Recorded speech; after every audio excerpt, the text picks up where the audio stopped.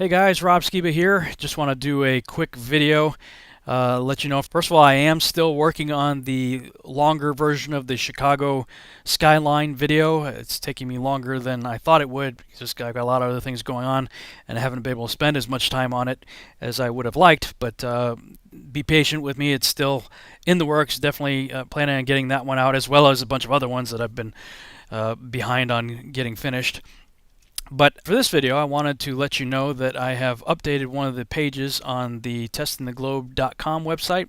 And you can go in the main menu there in One Man's Quest for Truth. And it's the second to the last link in the drop-down menu. Or you can just go to testingtheglobe.com/conclusions.html. And there you'll see more or less a summary of the last year's worth of research there and some of the salient points. Of course, the video that I did put out on the Chicago skyline, just kind of the summary of that trip.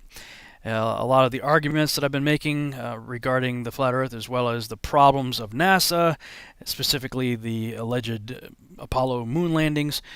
And when you get to this part right here, this really caught my attention.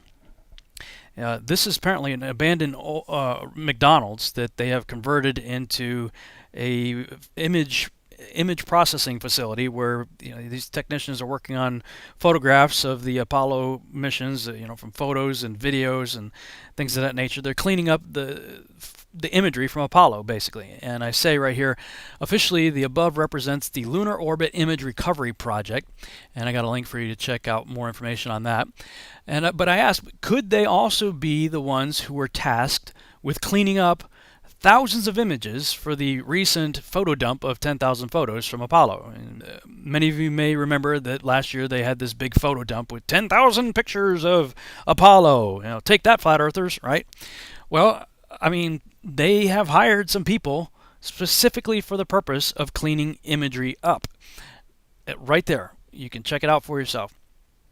And I find this interesting. If you scroll back up here, you'll see, I say right here, because on several occasions, NASA has been caught fixing pictures that the internet research community has exposed. And I've seen it with stuff that I've done myself. I would talk about something, show something on a Google Hangout video or whatever that I post, and then a couple days later, somebody will text me, email me, or Facebook message me saying, "Hey, go back and check it now." You go back to the website, and well, what do you know? They fix it. Not just with NASA stuff. I've seen it with lots of other government stuff that myself and others, there have been plenty of other people that have exposed various things, and then you go back, a few days later, and well, what do you know? It's all been tweaked and fixed, and all those crazy conspiracy nutcases out there, they're just making stuff up. So, basically it's like those of us in the research community who are taking the time to go through these photos and images and pointing things out by adjusting contrast and levels and things like that in Photoshop, we're basically doing their job for them, making it easy for them. Hey, check this image out. We got to go fix that one. So, could it be that that's one of the jobs these guys in this abandoned McDonald's are doing? I don't know. I can't prove a conspiracy. I'm just asking questions. But this much I can prove. There's a guy who has a YouTube channel called Conscious Truth, and I stumbled on this guy's videos very early on last year in my research. Note that this was posted March 29th, 2015, and he's got, I think, 5 or 6 parts to this NASA Fake Images of Earth Smoking Gun series that he did. Part 3 was very interesting. He has a URL at the top that you can see right there for a nasa.gov website. In fact, that's this website right here. So I got that from looking at his video. And he clicks on a couple of these Apollo missions right here. And I'll just kind of scroll through it. This is the Apollo 15 one. And he starts playing around with it in Photoshop and starts adjusting the brightness and the contrast and things like that. Messes around with it. Oh, look at that. Wow, that's pretty amazing. You can actually watch him do it live on the air as he does it. And in fact, I did the same thing. And then he plays around with that some more, and he zooms in and talks about a few things there. Then he goes to the Apollo 16 mission and clicks on the high resolution TIFF right there and starts messing around with it, Oop, and look at that. What do you know? Another strange mask around the Earth right there.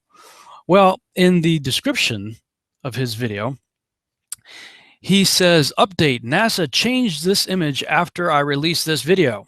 Well, I just want to show you something that's really incredible to help you guys um, expose NASA for the frauds that they are. Okay, there's a really handy tool called the Wayback Machine, and you can check that out at https://archive.org/web. And when you go there, you can paste in a URL like I did with this website right here. I'll show you the website that he was on right there. This is a nasa.gov website. This is the page that shows the various missions that he was clicking on. And so I just copied this URL right here. I'll do it again. I'll cut it right there, erase this, and paste it again. There we go. So pasting it into the Wayback Machine, click Browse History. Now I wanted to see what they originally put up there. So I went all the way back. This is the furthest back the Wayback Machine had a recording of what NASA did. So this would be, presumably when the original website went up.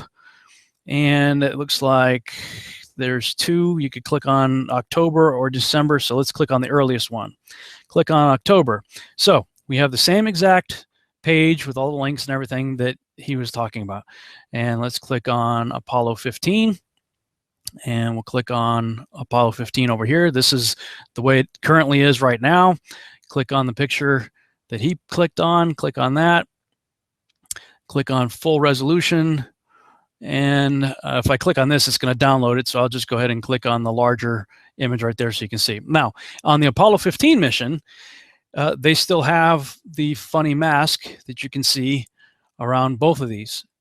And I'll go ahead and tweak the contrast here in post-production and show you that in fact it still has the mask right there. So I'm recording this live, but in post-production, as I started editing this, it wasn't as clear as I would like it to be. So I went ahead and I'm tweaking it in the editing process. But you can do it for yourself. If you don't believe me, just do it for yourself in Photoshop. I'm just trying to show you what the deal is here. So let's go back. Now, the Apollo 16 one is rather interesting. Go to Apollo 16 here, click on the larger image. Ooh, that looks nice and clean. Now, this is current. This is what you currently will find if you go there now. Click on Apollo 16 from the original upload, presumably, from 1996. This is October 22nd, 1996. Click on that. Click on full resolution. Uh-oh. Busted.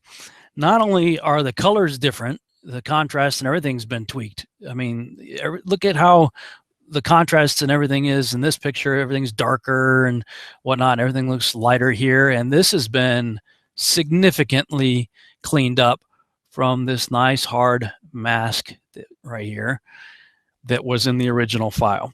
So for those of you guys who want to kind of police NASA up and other websites, the Wayback Machine is a great resource. So you can have some fun with that. Now, going back to my conclusions page, keep scrolling down, you'll see some videos that I have possibly exposing the Hubble Space Telescope as nothing more than Sophia, a telescope in the back of a jumbo jet. And then click on that video right there. That's from Hubble. This video right here is from Hubble themselves, telling you that the imagery that you see from Hubble, they're not just photographs.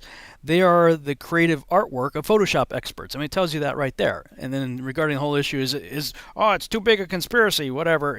I deal with that. And of course, some of the most ridiculous things coming from NASA these days that I can't believe anybody believes or listens to anything they have to say. This book right here, I cannot recommend it highly enough. It's what kind of fired me back up to get back into this again. You've got to read that book right there and check this link out. This link is very important for exposing the Apollo program for the fraud that it is. And scroll down, and of course I've talked about these 4 books quite a bit. Now, you can get them on Amazon, but 3 of them you can actually read for free online in various digital formats. And let's see, keep going down here. So after all this, what is my conclusion?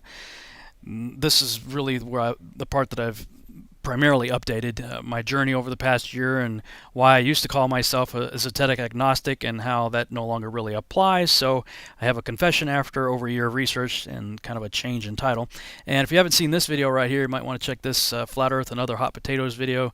I was part of an interview panel on Patricia Steer's show, and I go into some more stories about the trip to check out the Chicago skyline, so you can watch that and read the rest of my conclusions here. So have some fun with this, and of course spend some time on the Wayback Machine and NASA websites. And of course, if you have enjoyed this video, please be sure to subscribe to my YouTube channel and like the video and share it on your favorite social media sites. And stay tuned because there's more to come.